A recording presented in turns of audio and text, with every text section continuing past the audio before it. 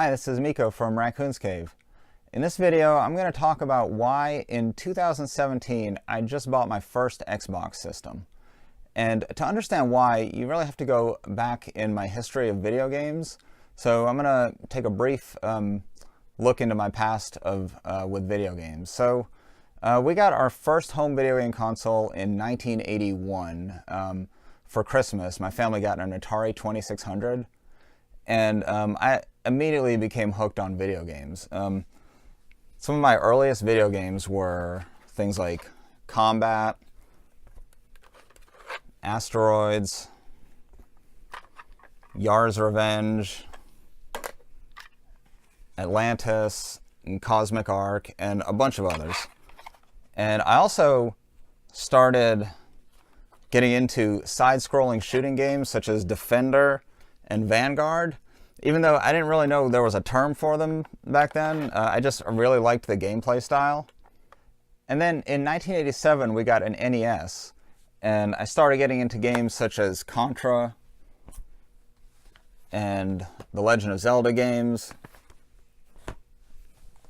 and Super Mario Brothers games.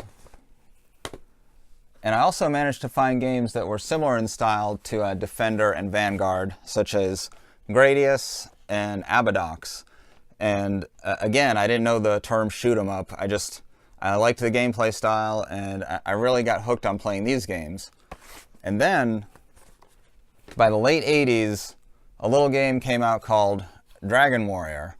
And I instantly fell in love with the RPG, the whole RPG formula of, playing a character or group of characters, and you start out weak with hardly anything, and you fight monsters and get experience and go up levels, and you earn money and buy stronger weapons and armors, and that lets you go out further. And just the RPG formula in general, I just instantly fell in love with. And then Nintendo Power started hyping up a new game that was going to be coming out called Final Fantasy. And if there was ever a chance of falling in love with a video game that you've never played before, this was it. So I spent all my time, before this game came out, I spent all my time finding out any information I could about it, reading anything in magazines I could find. And this was the 80s, so you couldn't just go look up information. It was really hard to find. And an interesting story about this game, it came out, when it came out, I actually was not at home. I was on vacation at my grandmother's house, and I didn't have my NES with me. But even though I couldn't play it, the morning it came out, I was at a toy store when they opened, and I bought this game, and I spent the rest of the vacation just looking over the box, and it comes with an 84-page manual, and I just read it cover to cover. This was back when games came with good manuals. And then when I finally was able to play it, it definitely didn't disappoint. I became hooked on this game. I played it so much, and I was instantly an RPG fan for life. So after that, I started playing RPGs almost exclusively.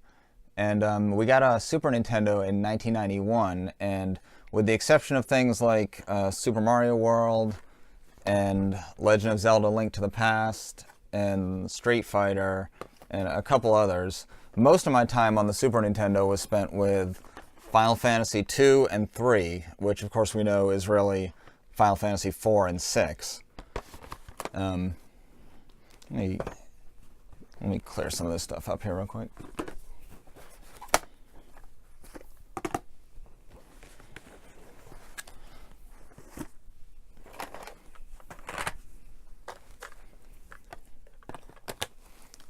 Okay.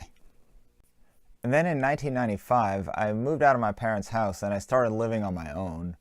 So for most of the mid-90s to late 90s, I really didn't have any money to spend on video games. So I mostly spent my time replaying all my NES and my Super Nintendo games, and also my Game Boy games. I'm a big fan of handheld gaming, so I played a lot of Game Boy.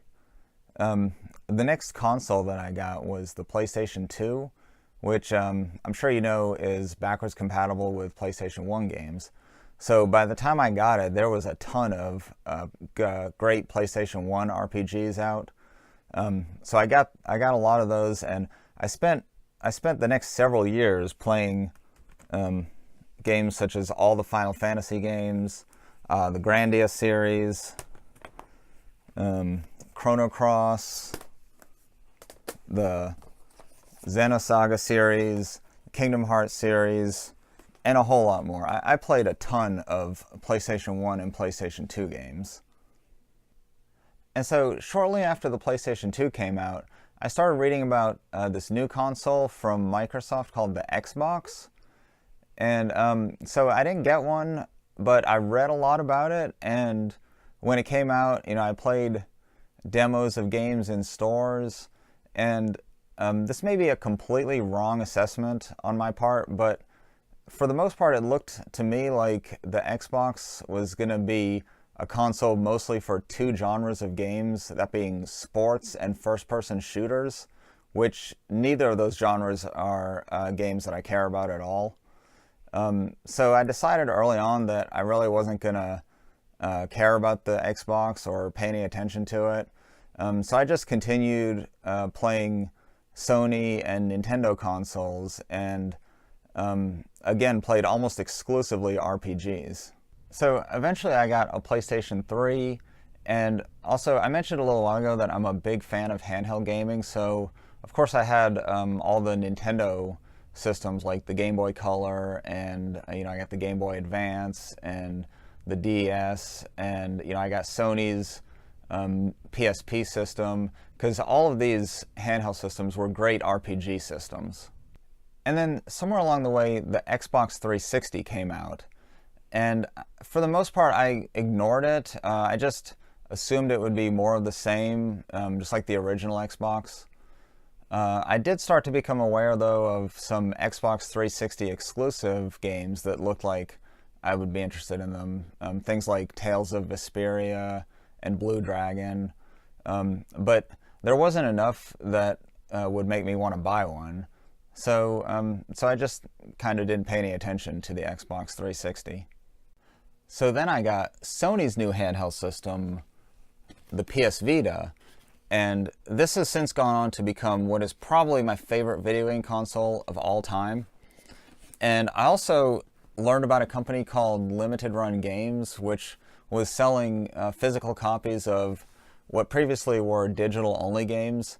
And I really loved this concept because I don't support digital distribution of video games at all. I want all my video games to be physical. So I really loved what they were doing. And shortly after I found out about them, they were selling a game called Soldner X2, which when I started looking at it, it reminded me so much of Gradius, which, if you remember from earlier, I used to play back in the NES days, and I really loved it. So I went ahead and I got this game, and when I played it, it really was like rediscovering an old favorite genre. I really loved playing it, and I hadn't played a shoot-'em-up game in probably 25 years, but it just felt so good to be doing it again, and it reminded me why I used to love the genre so much. So shortly after that, I started looking around online for other shoot-'em-up games for consoles that I already own, and I also started looking for consoles that I don't own, which ones would be good to buy if you like shoot-'em-ups. And I was surprised when I started hearing or reading more and more that the Xbox 360 was a good console for shoot-'em-up games. I saw there were several Japanese released shoot-'em-up games that were region-free that would play on a US Xbox 360 system. So I knew there was already, those Xbox 360 RPGs that I was interested in. So I combined that with the strong lineup of shoot-'em-ups that I eventually discovered when I went and looked for them. And I convinced myself that I was going to go ahead and buy my first Xbox system ever, an Xbox 360.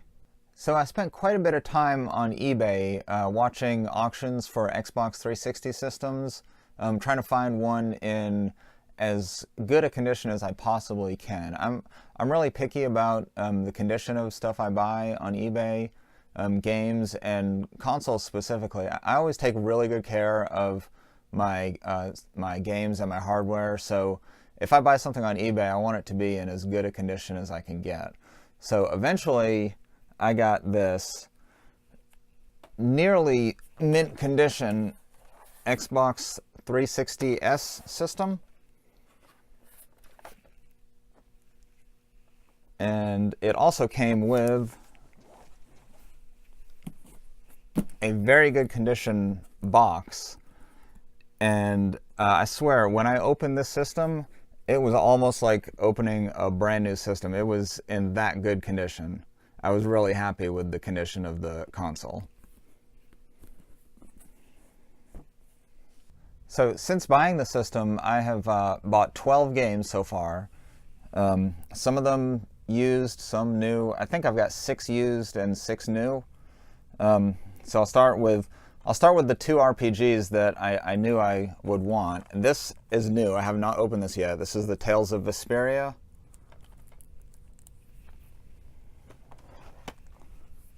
And then this is used, Blue Dragon.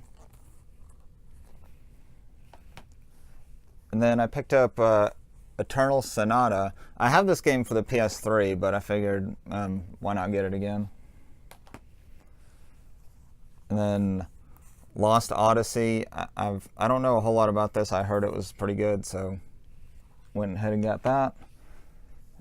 This game, Cameo Elements of Power. I don't really know a whole lot about this game, but it was cheap, so I figured why not. And then a couple of shoot-'em-ups that I've read about. Death Smiles. I've actually played this one. It's pretty fun. And then Raiden 4. I've heard good things about this. And then these ones are all new. I have not opened any of these ones yet. And these are all shoot-'em-ups. Automedius Excellent. And Akai Katana. And then these 3, I'm not even going to attempt to pronounce because I know I will just butcher them. And these are ones that I kept reading about a lot before I bought the system when I was looking for shoot-'em-ups. These 3 kept coming up. There's this. Like I said, I'm not going to try to pronounce these.